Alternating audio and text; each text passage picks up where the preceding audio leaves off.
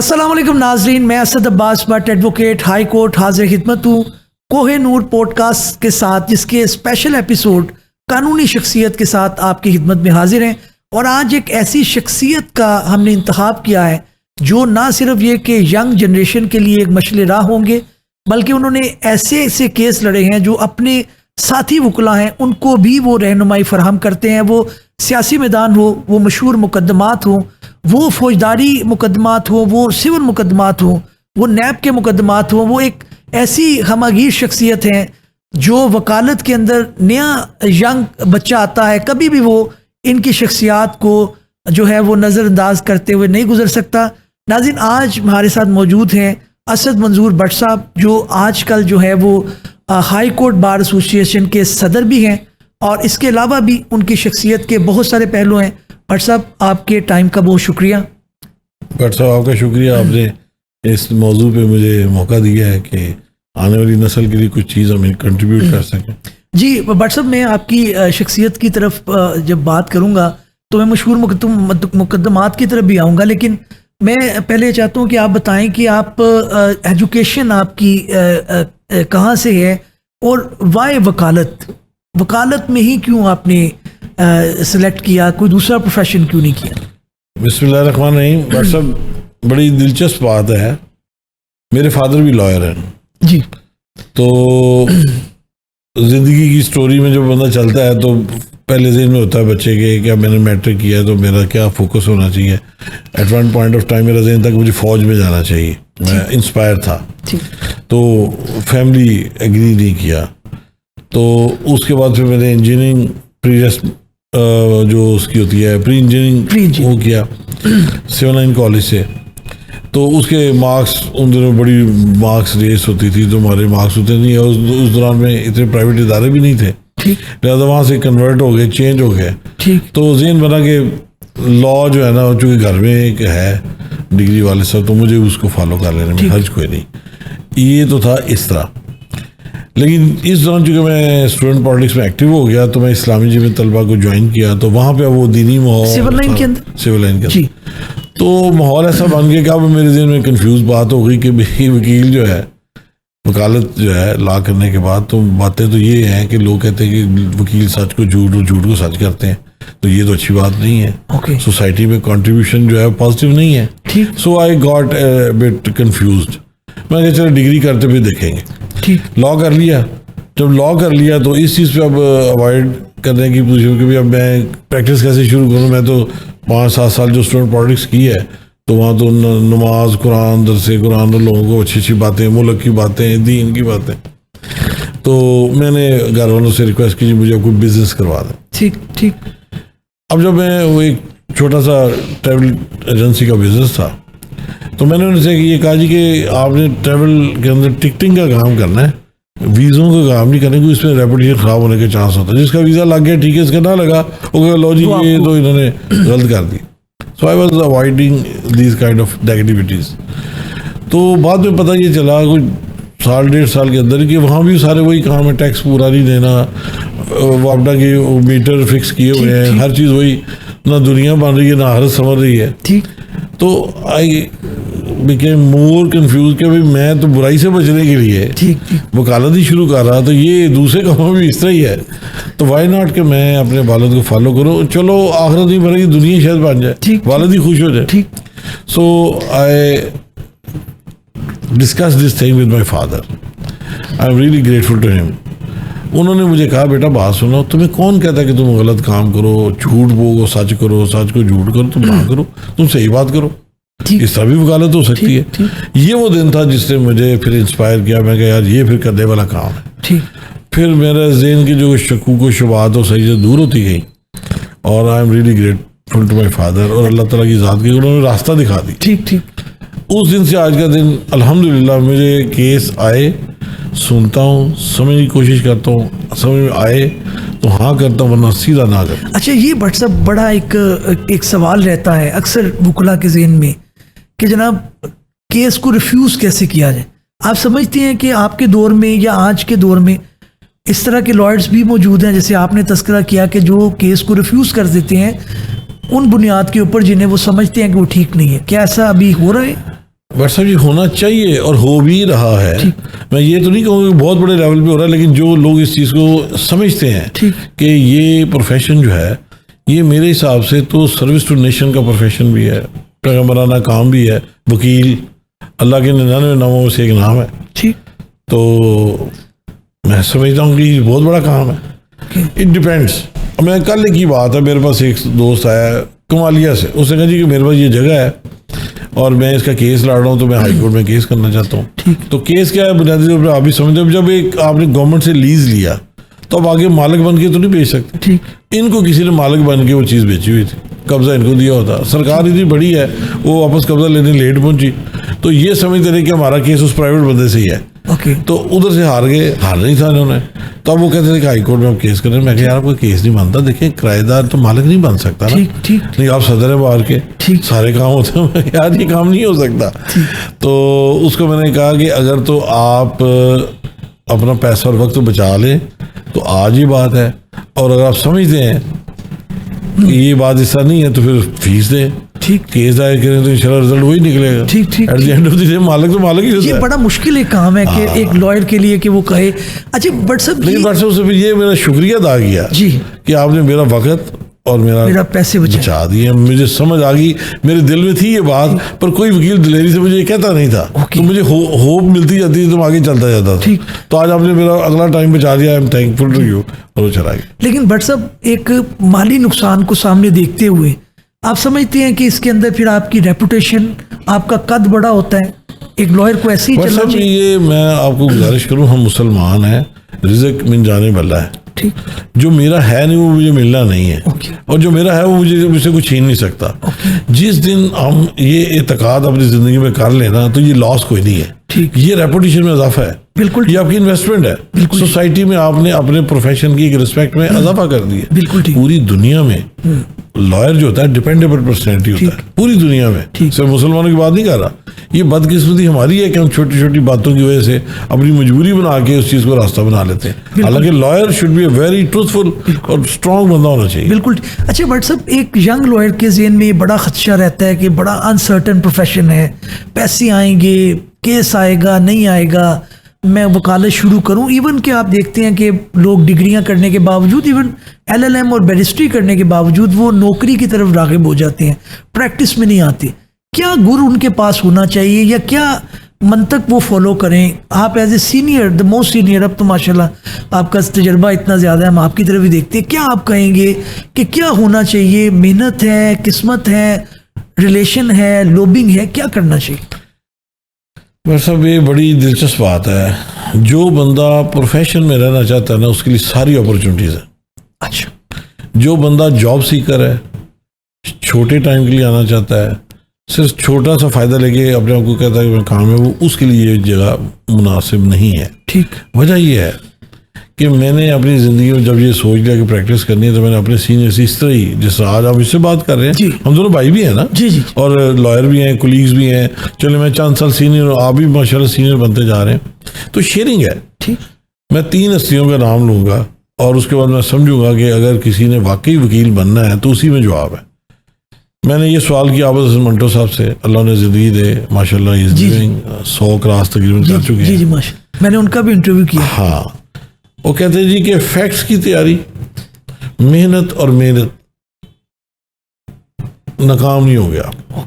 Case हारना जितना important नहीं, जितना इंपॉर्टेंट है कि आपकी विल, आपकी डेडिकेशन, आपकी डिवोशन, वो परफेक्ट होनी चाहिए। दूसरी पर्सनैलिटी एसएम जफर साहब 97 के होके फौत हुए, ठीक।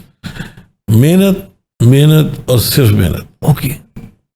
तीसरी पर्सनैलिटी है AK डोगर साहब, ओके, ठीक है।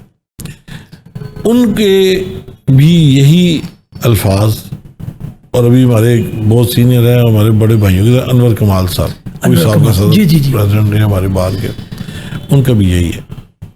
देखिए ये एडेड एडवांटेज है कि आपकी फैमिली में कोई स्ट्रॉन्ग पर्सनैलिटी हो, आपको सपोर्ट कर जाए, ठीक। आपके फादर हैं, आपके फादर इन लॉ हैं, आपकी फैमिली में, ये अजाफी चीज़ें हैं। एसेंशियली आपके अंदर करंट होना चाहिए, ठीक। एसेंशियली वो जो यूनिट है ना, जिसे भागना है, ठीक, जिसे आगे निकलना है, उसके अंदर जज्बा होना चाहिए, बिल्कुल ठीक।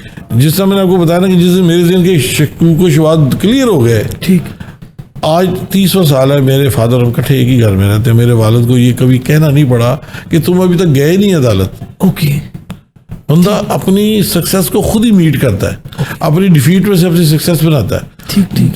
केस जीतने हारने से कोई फर्क नहीं पड़ता, फर्क पड़ता है जब आप खुद अपने आप से सिंसियर नहीं है। ओके। आपको क्लाइंट ने प्रपोजिशन दी, आपने प्रपोजिशन को समझ लिया कि यार ये बनता है, तो आपने उसके लिए फिर फाइट करना है। ये नहीं सोचना फीस कितनी थी कितनी नहीं थी।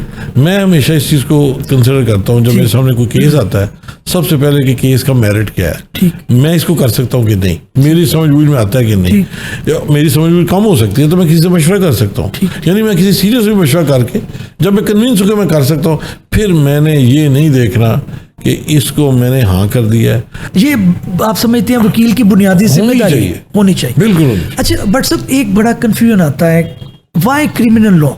आपके जब जैसी नैब का नाम लिया, कल भी मैं एक जगह पे था, मेरा भी नाम असद अब्बास भट्ट है, आपका असद मंजूर है, तो उन्होंने मुझे कहा जी आप फलां भट्ट साहब हैं, तो मैं पहले बात उनकी गौर से सुनता रहा, तो मुझे बड़ी खुशी भी हुई। उन्होंने कहा जी यार नैब के अंदर आपका बड़ा डंका है। मैं कहा जी, फिर मैंने बताया, मैं कहा जी मैं उनका हम नाम हूँ, असल में वो असद मंजूर भट्ट साहब है, वो सदर हैं। तो सवाल मेरा ये है कि जो यंग जनरेशन के लिए भी, वाई द क्रिमिनल लॉ? आपने क्रिमिनल लॉ को क्यों प्रेफर किया, सिविल लॉ की आप या किया, उसकी क्या डिटेल? बट सर ये बड़ी मज़ेदार बात है। मेरा जो इंटरनेशनल लॉ में मैंने पढ़ा है, इंटरनेशनल कमर्शियल लॉ, इंग्लैंड से मैंने मास्टर्स किया हुआ है बकिंगम यूनिवर्सिटी से। ओके। ठीक, बेस मेरी civil law and corporate law ही है। ठीक। जब मैं आया तो मैंने आते साथ ही वालिद साहब को विजिटिंग कार्ड अपना, कि वो खुश होंगे कि भाई कॉर्पोरेट कंसल्टेंट के तौर पे बेटा बाहर से पढ़ के आया। तो भट्ट साहब ने, ये सब के लिए बड़ी इंपॉर्टेंट इन्फॉर्मेशन है, सब लॉयर्स के लिए, उन्होंने उसको विजिटिंग कार्ड को देखा तो कहते ये तुमने क्यों लिखा है? देखो पाकिस्तान की मार्केट इस तरह नहीं है कि यहाँ सिर्फ कॉर्पोरेट के अलग क्लाइंट फिर रहे होंगे, ये तो जनरल पब्लिक है, उसमें सारे होंगे। तो आपने तो अपने आते साथ ही पाबंदी लगा दी कि भाई कॉर्पोरेट के अलावा मुझे कोई काम ना दे। ओके। क्योंकि आपने लिख दिया कि कॉर्पोरेट कंसल्टेंट, इसका मतलब आप उसके अलावा कोई चीज़ नहीं करेंगे, ना क्रिमिनल, ना सिविल, ना रेवेन्यू, ना फैमिली, ना वो कोई चीज़ करेंगे। आप तो सिर्फ एक मखसूस लाइन है, और मखसूस लाइन के लॉयर तो ऑलरेडी लगे हुए हैं, जब उनसे कुछ छोड़ के आएगा तो आपको कोई देगा। ठीक। तो आपको आगाज में जनरल प्रैक्टिशनर होना चाहिए फॉर ए लिटिल पीरियड। ठीक। आपके पास कोई भी केस आता है, फार्मूला एक ही रखें, चाहे फौजदारी चाहे सिविल है, आप उसको पढ़ें, देखें और उसको अकॉर्डिंगली एक्सेप्ट कर सकते हैं, कर लें, उसको चला दें। After few years time the client will select you. अच्छा, वो decide let the client decide your speciality, वो डिसाइड करे कि आप किस आपका फैसले आ रहे हैं ना। जी जी। आप फौजदारी करना ही नहीं चाहते, पर आप वैसे ऐसे ही करते, लोग जाते साथ ही बेलें हो रही हैं। जी जी। अपीलों में बंदा बरी हो रहा है। ठीक। लामाला जहाँ वो फिर रिलीफ मिल रहा होगा तो जेलों में तो आपका नाम मशहूर हो जाएगा। ओके। अच्छा, आप सिविल में जाना चाहते हैं और फौजदारी में जाना शुरू हो गए हैं। ठीक। हैरानगी की बात है कि डॉक्टर खालिद राय साहब का नाम सबने सुना। जी जी जी। किन्होंने? और उनकी मशहूरी क्या है? फौजदारी। जी जी। उनकी कॉर्पोरेट लॉ में पीएचडी है। अच्छा, कॉर्पोरेट लॉ के अंदर उनकी पीएचडी है। तो डिटरमिन किया क्लाइंट ने कि आप क्या काम, ये क्या करते हैं। वो मजाक में कहते हैं कि मुझे आते साथ ही मेरे वाले साहब तो बताते थे मेरा पुत्र पूरे दुनिया से सब तो डिग्री लेके आया, तो इलाके के चौधरी आ गए, उन्होंने कहा मेरे पुत्र का कत्ल का केस करो फिर। ठीक। साड़ा पुत्र जो पढ़ गया है, तो उसने कहा जी कि मेरा बेटा, तो अब मैं पूछूंगा। तो डॉक्टर साहब फरमाते हैं, राजा साहब कहते हैं मेरे अंदर अब ये कि फिर मैं क्या कहूँगी, मैं तो कॉर्पोरेट लॉ करके आया हूँ। कहते फिर मैंने कहा नहीं, वो कहेंगे फिर इतना पढ़े तो साढ़े तो किसी काम ना होया। कहते मैंने उस वक्त के हिसाब से जो CRPC खरीदने के पैसे बनते थे वो किताब खरीदी, पढ़ना शुरू कर दिया और चल सो चल। और उसके बाद खालिद राजा के नाम एक ट्रेड है, एक मोनो है, एक क्रिमिनल लॉ के अंदर एक अथॉरिटी। अच्छा, इसी तरह मेरा ये हुआ कि मैंने जब ये विजिटिंग कार्ड वाले साहब को दिया तो वाले साहब ने तो मुझे रिजेक्ट कर दिया, ये क्या तुम लेके आ गए। तो उसके बाद फिर मैंने वो जो फार्मूला था, चाहे सिविल है, क्रिमिनल है, रेवेन्यू है, फैमिली है, ट्रेडमार्क है, कुछ भी है, आगे प्रपोजिशन उस पर काम किया, समझ में आया, ले लिया, होना छोड़ दिया। रिजल्टेंटली मेरे हर शोबा साइड पे जो जिनके मैंने फौजदारी केस किया वो समझते मैं फौजदारी वकील हूँ। ओके। जिनके मैंने सिविल केस किया वो समझते सिविल का बहुत अच्छा वकील है। अच्छा। जिनके मैंने कॉर्पोरेट की वो समझते कॉर्पोरेट का बड़ा अच्छा काम करता है। ठीक ठीक। लिमिटेड आगे का थोड़ा थोड़ा। अच्छा, फिर नैब बन गया। अब नैब एक ऐसी ज्यूरिसडिक्शन क्रिएट हुई कि ट्रांजैक्शन सारी सिविल है, ठीक, कॉर्पोरेट है, क्या एसेट्स बनाए हैं, कंपनियों के शेयर खरीदे हैं, ठीक ठीक, बिल्डिंगें खरीदी हैं, ज़मीनें रेवेन्यू में आगे उनके तबादले कराए हैं, ये सारा हुआ। लेकिन प्रोसीजर सारा क्रिमिनल है। ठीक, कि भाई ये आपने बैड इंटेंशन से बनाया है, मेलाफाइडी से बनाया है, करप्शन की रकम से बनाया है। अब वो सिविल का काम भी मेरे काम आ गया जो मैंने थोड़ा थोड़ा सीखा था, और फौजदारी का भी मामला आ गया। तो यहाँ नैब में फिर मेरी अपॉइंटमेंट जब हुई तो वो मेरे लिए एक और कामयाबी का जीना बन गया। अच्छा, नैब का थोड़ा सा बताइएगा कि आपकी प्रैक्टिस सही जा रही है, आपके फादर भी हैं, तो व्हाई डिड यू डिसाइड कि मुझे अब जो है वो नैब की तरफ जाना चाहिए? नया लॉ था, सीखने का शौक था, क्या चीज़ थी जिसने आपको राग़िब किया? देखिए जी, उस वक्त जब नैब आई है तो आई वॉज 29। अच्छा, 29 मेरा एक्सपीरियंस 5-6 साल का था स्टैंडिंग। और उस वक्त हमारे जो प्रोसिक्यूटर, डिप्टी प्रोसिक्यूटर जनरल थे, नवीज़ सूर मिर्ज़ा साहब थे। ठीक, तो उन्होंने मुझे ऑफ़र दी कि आप अगर नैब बन गया तो आप आएँ और आके इसमें ज्वाइन करें, यंग लोगों के लिए इसमें काफ़ी लर्निंग है। अच्छा, मैंने कहा जी मैं अपने फादर से मशवरा करके आपको बताता हूँ। वाले साहब से मैंने बात की तो उन्होंने अप्रिशिएट किया कि शुरू में आगाज़ में अगर आपको डिफरेंट वैरायटी ऑफ वर्क और different corridors of the power आपको नज़र आते हैं तो फॉर ए वाइल आप एक्सपीरियंस के लिए ज़रूर जाएं। ठीक, तो ये रीज़न थी कि एक नया तजुर्बा, एक नया, देखिए ना, हम all the time criminal side में अगर हो तो एक्यूज साइड पे खड़े हैं। तो अगर आपको जो पावर कॉरिडोर है सरकार का, प्रोसिक्यूशन का पता हो कि ये इस तरह के केसों को किस तरह हैंडल करते हैं तो आपको डिफेंस लेना आसान हो जाता है। ठीक ठीक ठीक, तो वो बहुत बड़ी हेल्प थी मेरे लिए। ठीक, मैंने 6 साल नैब में फिर काम किया, 2000 से लेकर 2006 तक। 2006 तक। और इसमें जितने बिग पॉलिटिशियन है सबका ट्रायल मैंने किया। जावेद हाशमी साहब, जहांगीर बदर साहब एज ए प्रोसिक्यूटर। जी सर, मियां मंजूर भट्टू साहब, DGFI होते थे मेजर मुश्ताक जी। फिर मैंने अटक किले में जाके ट्रायल किया, अहमद रियाज शेख जी, उस वक्त एडिशनल IG, एडिशनल डिप्टी कोई इस तरह के था वो FIA में जी जी। तो it was a great experience. फिर वहाँ पे मुंजम सारे हैवी पर्सनैलिटीज थी, उनके वकला भी उतने सीनियर थे, बड़े बड़े नाम थे। तो ये भी एक जंग लॉयर के लिए बड़ी एक लर्निंग एक बड़ा कंपटीशन आपको लर्निंग का। जी बिल्कुल। बट सब प्रेशर कितना आता है क्रिमिनल लॉ के अंदर, स्पेशली जब आप प्रोसिक्यूटर के तौर पे काम कर रहे हैं, क्योंकि जाहिर है हर बंदा तगड़ा है, कोई सियासतदान है, कोई अच्छी रेपुटेशन का है, तो वो तो अपना जोर पूरा लगाता है। और सबसे पहले उसे पता है कि ये वो बंदा है प्रोसिक्यूटर जिसने मुझे क्रॉस करना है, मेरी बातों को छेड़ना है, पूरा जांच पड़ताल। तो कितना प्रेशर आता है? पर साहब ये प्रेशर लेने वाले की बात है, प्रेशर लेना ही नहीं चाहिए। मैं कहता हूँ एक जो प्रोफेशनल लॉयर है ना, उसका तो ये पॉइंट बिल्कुल जैसे कहना जीरो टॉलरेंस होनी चाहिए। वजह कि किसी की किस्मत आपके हाथ में है, एज ए प्रोसिक्यूटर हो या एज ए डिफेंस लॉयर है। आपने जब वकालतनामा साइन कर दिया ना तो professionally you are bound by your all abilities to support your client. ठीक हो गया। अब अगर दूसरा क्लाइंट, चाहे वो तगड़ा है, चाहे वो बड़े पावरफुल है, चाहे वो पैसे वाला है, चाहे ताकतवर है, जो भी है, ये तो आपने फैसला किया। तो उस वक्त जब केस हमने ले लिया, ठीक, अब पीछे हटना या उसमें डिसऑनेस्टी करना, मैं नहीं समझता ये वो प्रोफेशनल अप्रोच है। ठीक, आपकी नोटिस भी होगा कि मैंने रेमंड डेविस का केस भी किया। जी रेमंड डेविस भी। तो दुनिया की सबसे बड़ा प्रेशर तो ये हो सकता है कि अमेरिका का प्रेसिडेंट ये कहे कि जी हमारे बाराक ओबामा साहब को उसको रेमंड डेविस को छोड़ दिया जाए। तो अल्लाह का शुक्र है मैंने एक जिंदगी में एक भी दिन और एक रात ऐसी नहीं आई कि किसी का प्रेशर किसी मामले को भी कंसिडर भी किया हो, बल्कि उसका जिक्र करना भी मैं अपनी तौहीन समझता हूँ कि मैं किसी को ये कहूँ कि किसी ने मुझे प्रेशराइज करने की कोशिश की है, क्योंकि एक प्रोफेशनल लॉयर का काम ही नहीं है कि वो इस तरह की चीज़ों में जाए। ठीक, अगर किसी ने कहा भी यार गो बाय द बुक, आपके खिलाफ केस है, आप समझते हैं कि ये नाजायज़ है, आप अपने वकील की तैयारी करें, मेहनत करें, अदालत में आए, एविडेंस लेके आए, हम गवाह लेके आएंगे, उनको रिवर्ट कर दें, उनकी एविडेंस को डिस्कार्ड कर दें। बट ये बात आप ना तवक्को रखें कि कोई इसमें प्रोफेशन में इस तरह की गड़बड़ हो सकती है। अच्छा, बट सब वसी तजर्बा है माशाल्लाह, senior, the most senior one.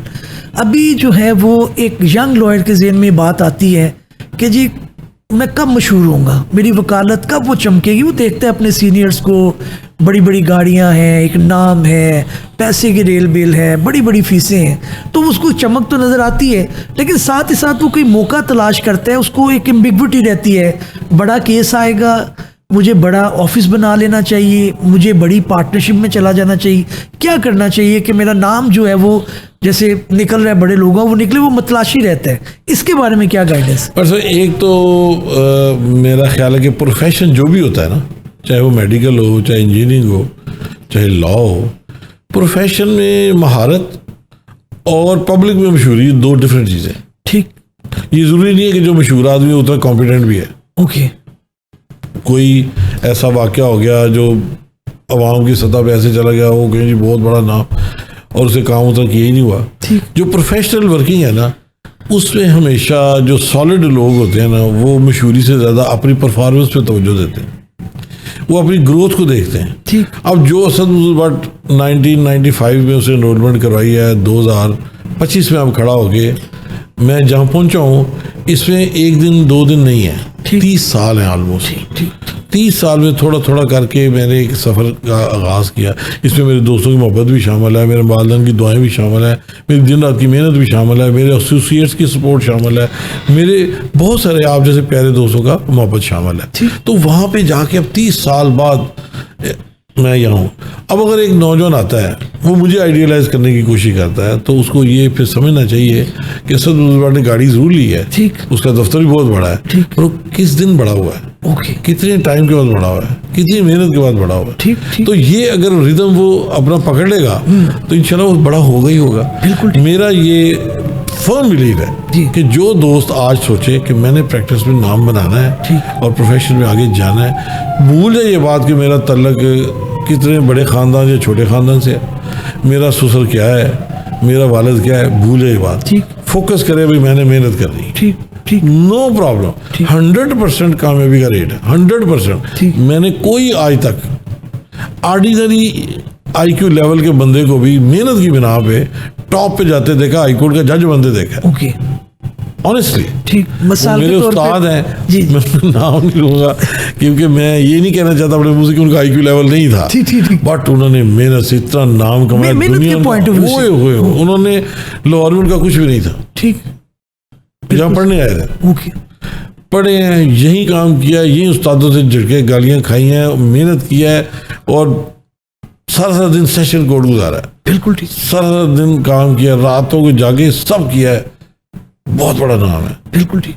लेकिन मेरे हिसाब से वो नॉर्मल गुफ्तगू बच्चों के साथ वो उतनी IQ लेवल उस तरह से। आपके कहने का मतलब कि मेहनत का निबल बदल नहीं हो, कोई शॉर्टकट नहीं, shortcut, there is no shortcut. बिल्कुल ठीक। अच्छा बट साहब, बड़े मुकदमा अगर आपने लड़े हैं उनके अंदर, मैं तो जाहिर जानता हूँ हमारी पब्लिक के लिए ये है, जहांगीर बदर साहब का आपने जिक्र किया, दूसरे जो पॉलिटिशियंस हैं उनका किया, कोई ऐसा मुकदमा जो आपको लगा हो कि जिससे आपको लगा हो कि मैंने बहुत अच्छा किया है और वो आप शेयर करना चाहें?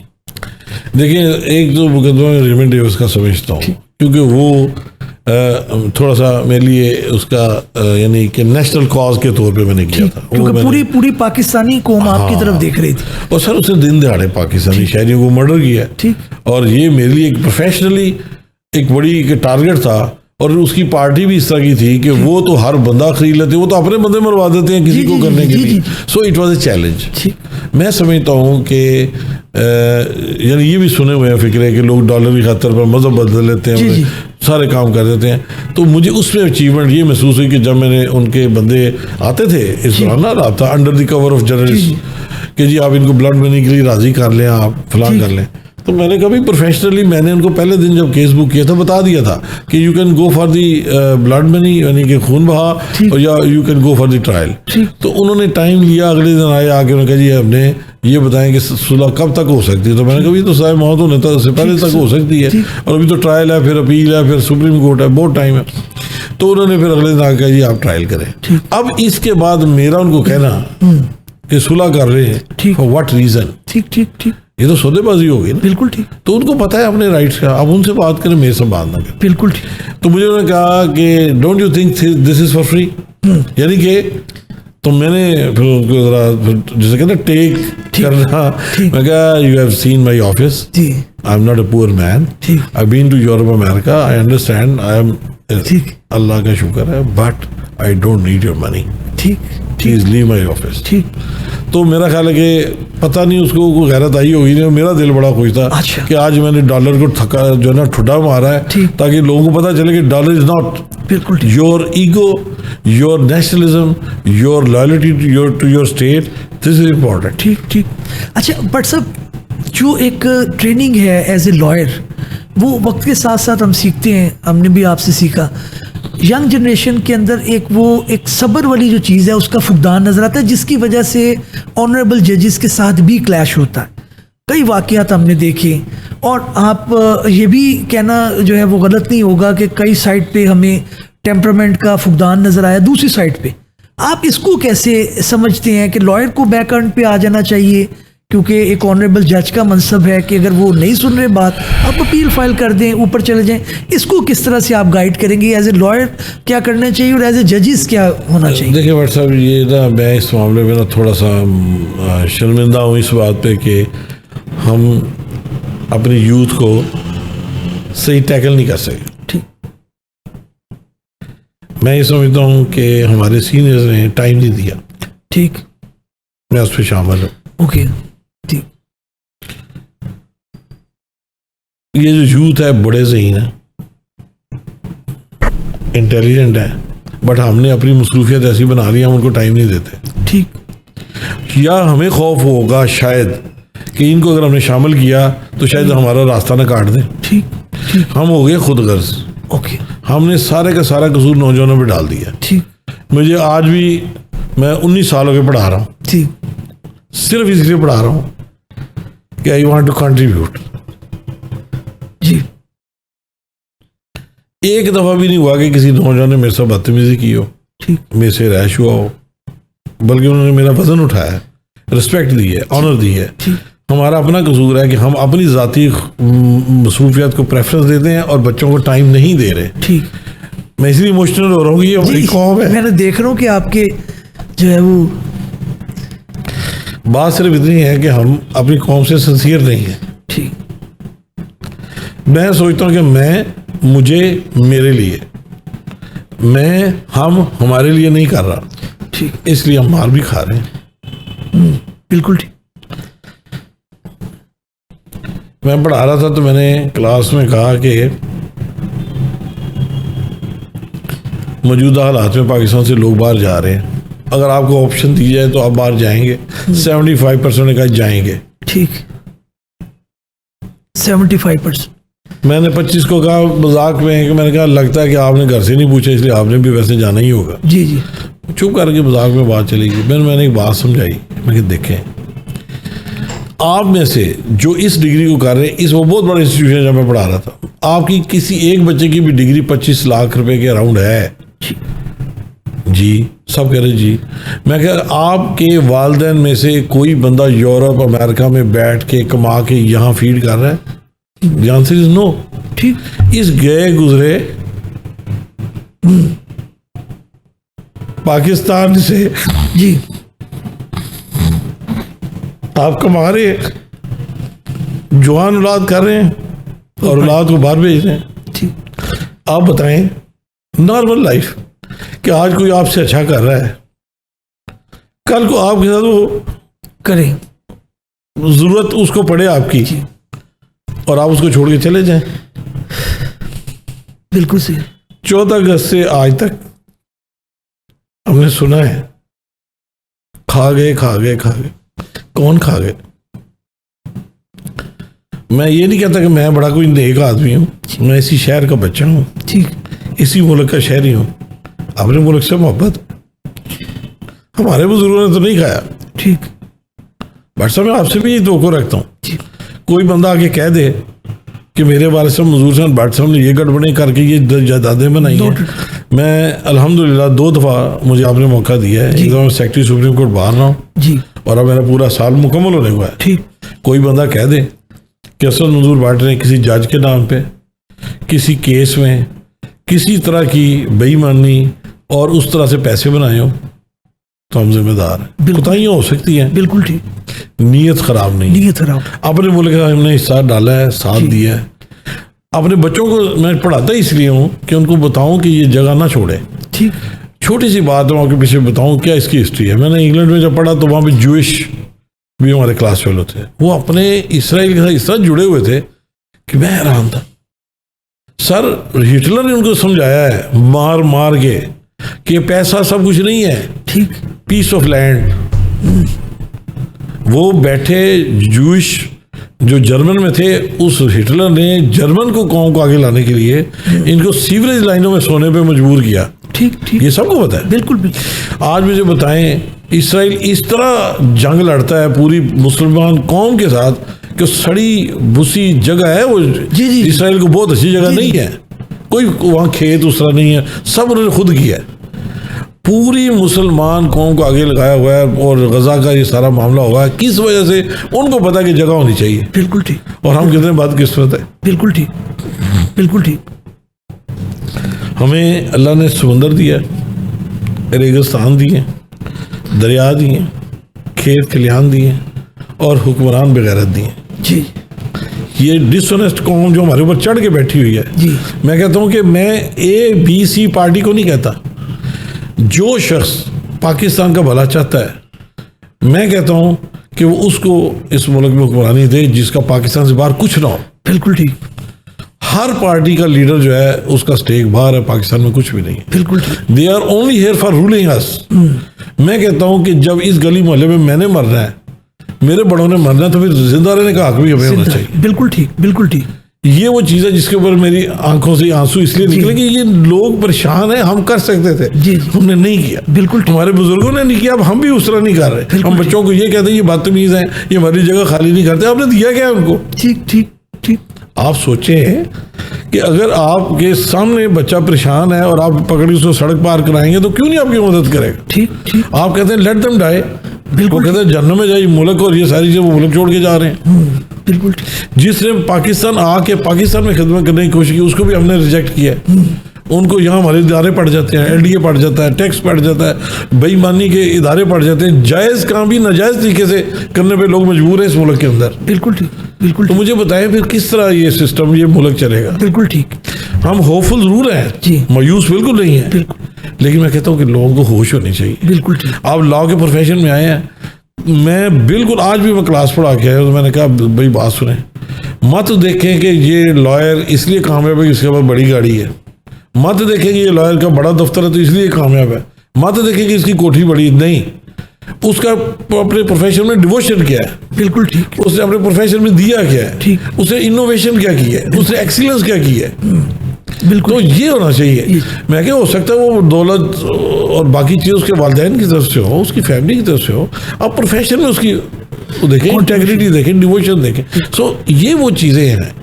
अब मैं मिसाल देता हूँ, अब जजेस की अपॉइंटमेंट का मामला चला, जी, मैं चूँकि हाईकोर्ट में बैठा हूँ तो मेरे लिए रोज़ का मामला वकला आगे बात करते हैं, साफ़ी आगे बात जी, करते हैं।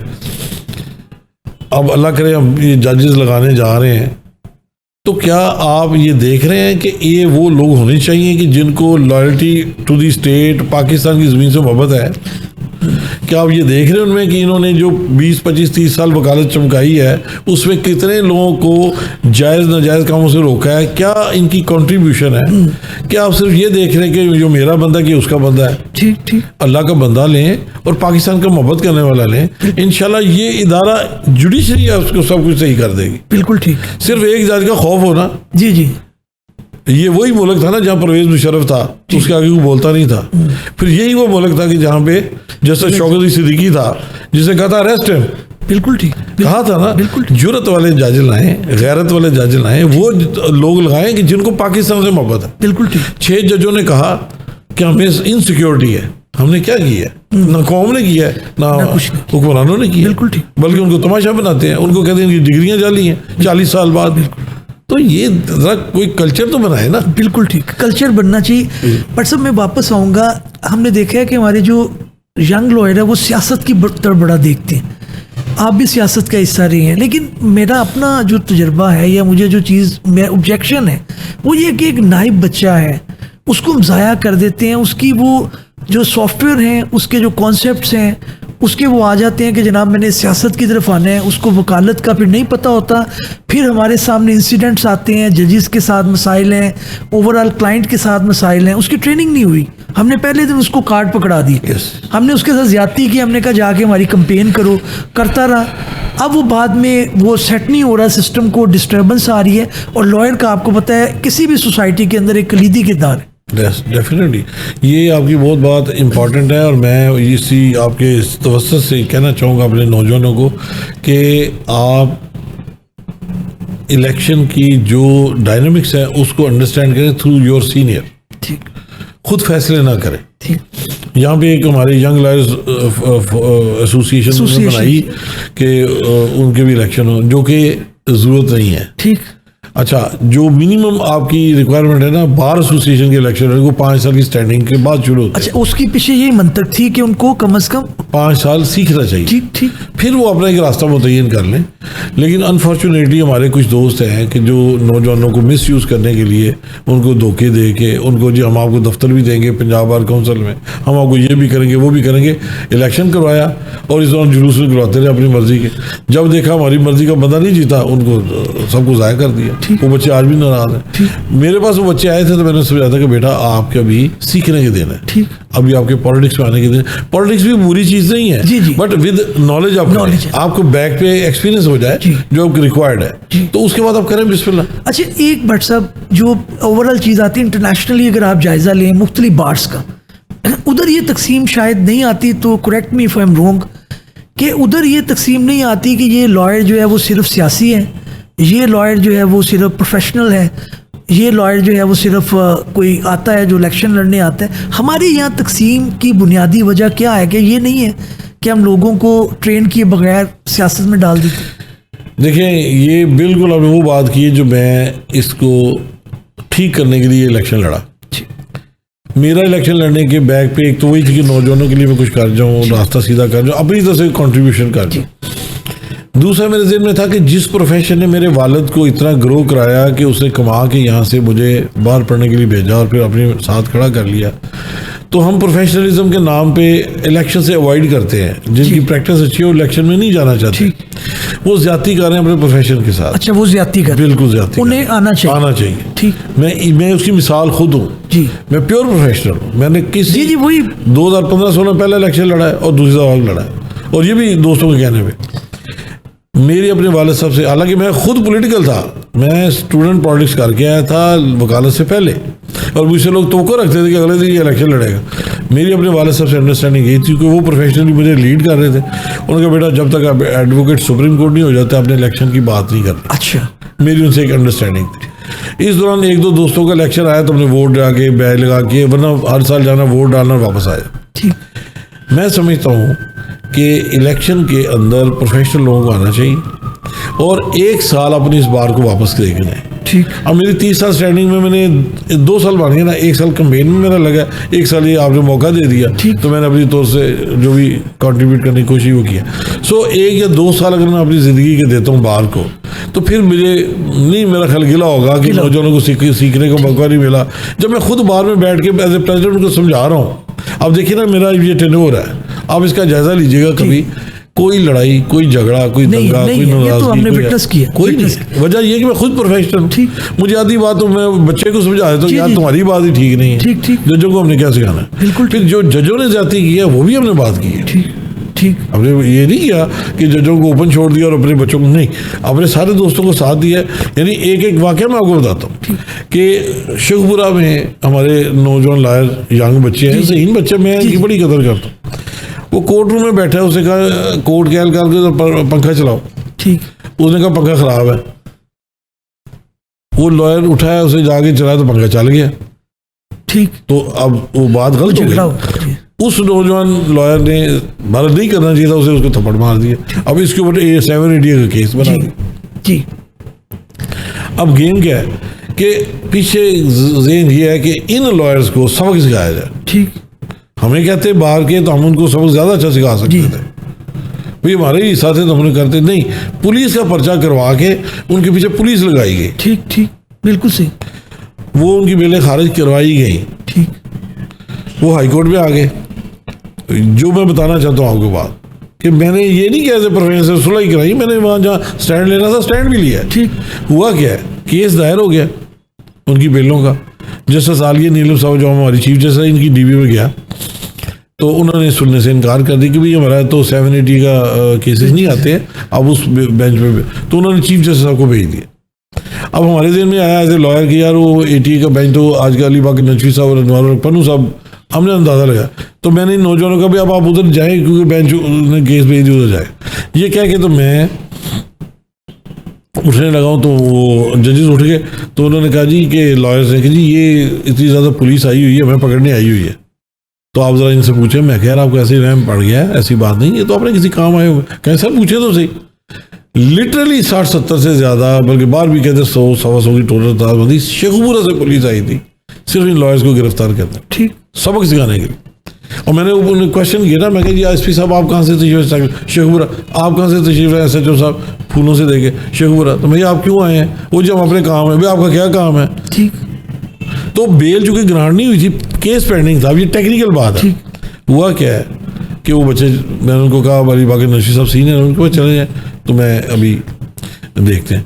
मैं उधर से बाथरूम आ गया वापस, तो आधे घंटे बाद पता चला कि वो तो केस उधर नहीं गया, वो शेखुपुरा पुलिस वाले अकेले उन बच्चों के इर्द गिर्द घेरा डाल के बैठे हुए हैं, जैसे अली बाकी नजवी की कोर्ट में, आलिया नीलम साहब की कोर्ट से जाके वहाँ, यानी मुझे कह रहे थे वैसे आए तो उनके पीछे हम फौरी तौर पे वहाँ से निकले। तो देखा क्या कि हाई कोर्ट की जो जजेस ब्लॉक है, आपको पता है वहाँ जंगले लगे हुए हैं, जी जी, तो मखसूस टाइम पे ये हिफाजत के नाम पे जंगले बंद कर देते हैं। अब मेरे बच्चे अंदर हैं, वो लॉयर्स, जी जी, और शेखुपुरा पुलिस भी अंदर है जी, हम सारे बाहर हैं, ठीक, जा ही नहीं सकते आप।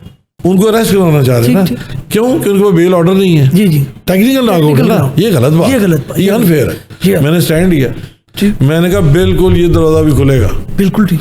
वहाँ पे हमने चीफ जस्टिस को पैगाम दिया, उसको जस्टिस शहजाद खान साहब थे, उन्होंने पूछा भी कौन कौन जी बार के उहदेदार, किसी बार के उहदेदार है और कोई ना है। तो शेखुपुरा के बार के प्रेसिडेंट और सेक्रेटरी बाकर डोगर साहब और उस्मान शीना, इधर मेरी कैबिनेट, हम 4 बंदे, ये 6 हम गए। अब सीन वही है कि जैसे वो नहीं होता एनिमल चैनल की, जिसपे शिकारी बैठे होते हैं और दरमियान में मजलूम एक जानवर बैठा होता है, उस तरह निशाने लेके बैठे। तो मैंने उनको कहा, मैं भी आप तो झूठ बोल रहे थे, आप कह रहे थे हम अपने काम, तो फिर उधर ही आए हुए, अब तो यहाँ केस ही कोई नहीं है सिवाय हमारे। बिल्कुल ठीक, वो जी ये और हमारी ड्यूटी है जी। मैं कहा खबरदार को बंदा हमारे बंदों को टच नहीं करेगा, आप कोर्ट प्रेमिसेस में केस वाला दायर है, अब नहीं पकड़ सकते। ठीक ठीक, सुप्रीम कोर्ट की जजमेंट है, आपने इमरान खान साहब के केस में भी देखा था, कभी केस दायर करने गया है, हमें तो दायर हुआ हुआ है। बिल्कुल ठीक। उस वक्त फिर मैंने स्टैंड लिया, मैं क्या भाई आपने इनको अरेस्ट करना था, पहले मुझे करेंगे। बिल्कुल ठीक, मैं इस तरह आवाज नहीं डालने लगा। बिल्कुल ठीक। वहाँ पे जैसे बाकी नशवी साहब की मेहरबानी हुई, उन्होंने पूछा कि क्या मसला है, मैंने कहा ये मसला है। उन्होंने कहा अब आप क्या चाहते हैं? मैं कहा जी कोर्ट प्रेमिस से किसी लॉयर को अरेस्ट नहीं होने दो। बिल्कुल ठीक, बिल्कुल ठीक। यही हुआ कि उन्होंने फिर स्टैंड लिया, मेरी बात को माना, हाई कोर्ट की एसपी सिक्योरिटी को तलब किया गया। उन्होंने कहा जी कि अभी इनको, उन्होंने कहा जी कहाँ था? मैं कहा जी आप कोर्ट प्रेमिस से मैं बाहर निकाल दें, आगे हम पकड़े जाते हैं, नहीं हमारी केस। बिल्कुल ठीक। वो फिर हमें कहानी हाल तक छोड़ने हैं। ये बट साहब वाकया बिल्कुल आपने स्टैंड लिया, आप माशाल्लाह लॉयर कम्युनिटी के लेते भी हैं, लेकिन हम जो एक डिक्लाइन आ रहा है लॉयर कम्युनिटी का, हमें ना कोई किराए पे मकान देते हैं, हमें जो लोग रिश्ता जोड़ते हुए भी थोड़ा कह रहे होते हैं, लॉयर मूवमेंट के बाद थोड़ा बेहतर हुआ था, लोग कारोबार नहीं करते, लोग कहते हैं यार ये तंग करेंगे, ये थोड़ी हमारा डिक्लाइन है। इसका हम क्या किस तरह अब आपने और मैंने देखना है, क्योंकि घर हमारा खराब हो रहा है, ऐसे ही ठीक है। हम जाएंगे सोसाइटी में, मेरे बाल बच्चे आपके, हम थोड़ा कि भाई वकील बंदे ने, तो ये एक ट्रेंड को कैसे हम? बट साहब ये ट्रेंड तो आज का नहीं है, ये पुराना है, और हमारे उन दोस्तों की नासमझी का नतीजा है जिन्होंने अपने प्रोफेशन को निगेट किया है अपनी बिलिटल होके। मैं आपको ऑनेस्टली बताऊं, यकीन करें, मैं कई दफ़ा बात करते हुए डरता भी पड़ता है कि अल्लाह ताला पकड़ ना ले कि कोई बड़ा लफ्ज़ ना बोला जाए। यकीन करें मैंने अपने वालिद को देखा है, मैंने बेशुमार सीनियर लॉयर्स को देखा है, they do not cross the law limit. ठीक, मेरे वालिद साहब ने और मुझे, और यकीन करें मेरे पास ड्राइवर है ना, तो मैंने उसको कहा हुआ है कि भाई तुमने अगर लाइट तोड़ी, इशारा तोड़ा, तुम जिम्मेदार हो गए, मैं तुम्हें नहीं छुड़ाऊंगा, इसलिए कि लॉ को ब्रेक करना हमारा काम नहीं है। यानी हमें खुद सोचना है, अपने आप को मिसाल बनाना है कि हमने लॉ की वायलेशन नहीं करेंगे। इसी तरह मैं अपने सीनियर जूनियर्स को भी, अपने शागिर्दों को भी यही कहता हूँ कि जहाँ आप रेंट पे जा रहे हैं पूरा रेंट दें, प्रॉपर टाइम पे दें। आपको कोई मजबूरी आ गई है, आप रिक्वेस्ट कर लें, ठीक ठीक, रिक्वेस्ट करें बिल्कुल, लेकिन एज ए लॉयर इसको एज ए एलिमेंट यूज करना, दिस इज नॉट फेयर। नहीं बट साहब ये तो बड़ा अच्छा आपने बता दिया। हम सेलिब्रेशन करते हैं इलेक्शन, एक तो हमारे माशाल्लाह है, अच्छी उसकी बात है, मैं खुद सपोर्ट करता हूँ। वो जीत जाते हैं, फायरिंग इस कदर हुई, मगर वो क्या हम कर रहे हैं, क्या इंप्रेशन दे रहे हैं। लोगों ने कहा कि वकला गर्दी है, मगर एक लॉयर यूनिफॉर्म के अंदर गन उठाए हुए, मगर गन भी छोटी नहीं, आप तो क्रिमिनल लॉ के अंदर प्रैक्टिस करते रहे, मेरा भी छोटा मारा मोटा तजर्बा है, तो मगर 222 चल रही है और 7mm चल रही है, इस लेवल के वेपन इस्तेमाल हो रहे हैं, हम कोई इंडिया के बॉर्डर पे खड़े हैं। बट सर इसमें दो बातें हो गई हैं। एक तो इलेक्शन में आप प्रोफेशनल लॉयर्स को लाएं, ये चीज़ें ख़त्म हो जाएंगी। देखिए अल्लाह ने मुझे 2 दफ़ा मौका दिया है, मैं सेक्रेटरी सुप्रीम कोर्ट बाहर भी आपकी मोहब्बत से हूँ, दोस्तों की, अभी मुझे आप लोगों ने मोहब्बत दी और मैं हाई कोर्ट गया। मुझे बताएं मेरे इलेक्शन में मेरे जीतने पे कभी कोई फायर हुआ है? नहीं हुआ, हालांकि बहुत ज़्यादा हो सकता था। मैं लौरिया हूँ पुराना सारा, लेकिन वजह क्या है कि हम फिर गाइड करते हैं, दोस्तों को मना करते हैं, रिक्वेस्ट करते हैं कि भाई ये नहीं आप जो प्रोफेशनल लॉयर्स को कैंडिडेट बनाएंगे ये चीज़ें ख़त्म हो जाएंगी। बिल्कुल ठीक, बिल्कुल, ये मेरी बात। और देखिए नॉन प्रोफेशनल लॉयर होता है, उसके यार होते हैं नॉन प्रोफेशनल। जी वो काला कोट पहना जरूरी नहीं कि वो लॉयर ही हो। जी बिल्कुल ठीक, उसके साथ वो यार बेली आते हैं। अब देखिए ना प्रीवियसली क्या हुआ है, जो प्रैक्टिसिंग लॉयर नहीं थे, सिर्फ लाइसेंस होल्डर थे, उन्होंने क्या किया, एक प्लॉट बेचा, खर्चा किया जी, तो 4 प्लॉट बेचने के पैसे बनाए। ये गलत रवाज डाल दिया और इसीलिए बच्चे आते साथ ही इलेक्शनों में घुसते हैं कि हम बड़ी फीसें लेंगे, ये करेंगे, विच इज़ नेगेटिव। बिल्कुल ठीक। आपने देखा कि हम इलेक्शन में आए, हमने इलेक्शन लड़ा है, पूरा साल गुजर गया है, कोई लड़ाई झगड़ा नहीं है। हर फिर कोई इल्ज़ाम तराशी भी होती है ना जी, आप तो पीटीआई के हमदर्द हैं जी, आप फला, लेकिन आप मेरा कंडक्ट देख लें, मैंने नून लीग के दोस्तों को भी, पीएलएफ के दोस्तों को भी, सबको जो काला कोट पहने वो मेरे भाई। जी बिल्कुल ठीक। मैं सब पूरे पंजाब के वकला को नुमाइंदा हूँ, तो मैंने उन सबका एहतराम और वो करना है। इसी तरह आप प्रोफेशनल लोगों को लाएं तो इंशाल्लाह। और ये मैं यहाँ बैठ के कहना चाहता हूँ अपने सारे सीनियर्स को कि प्लीज़ खुद गर्ज ना हो, बच्चों को टाइम दें और प्रोफेशन को टाइम दें। साल 2 साल निकालें, ठीक, आप आए फील्ड में, ठीक, आप इलेक्शन लड़ें ताकि आपकी भी हिस्सा पड़े। बिल्कुल ठीक। अब आप देखें हम जा रहे हैं, क्यानी हाल की रेनोवेशन करवा रहा हूँ जी, ठीक है, हमारे पास फंड्स नहीं थे, ठीक, लास्ट ही फंड्स अरेंज हो गए। क्यानी हाल, ओल्ड लाउंज, इकबाल लाउंज, ऊपर आपके कॉन्फ्रेंस हॉल, लेडीज बारों का इफ्तिताह भी किया उन्होंने। किसने किया है उसको पता है, मैं प्रोफेशनल लॉयर, मुझे पता है यहाँ लॉयर की क्या क्या सहूलतें चाहिए। बिल्कुल ठीक, बिल्कुल ठीक। जो भी फंड्स आए हैं हमने सारे वहाँ पे उसको प्रॉपर तरीके से तनख्वाहें पूरी की है, हर चीज़ किया है। और कमाल की बात है कि हमने खुद एक चाय का कप भी बाहर के फंड से नहीं किया। वो हमारा कमेटी रूम का असूल है, वो प्रेसिडेंट की जिम्मेदारी है, सब मेहमान उसके। बिल्कुल ठीक, अपनी जेब से कर।